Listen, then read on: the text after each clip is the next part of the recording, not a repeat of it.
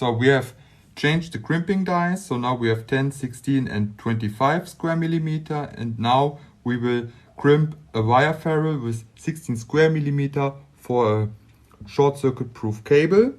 And have a look, you need just one crimp for the cable because of the crimping width of 18 millimeter.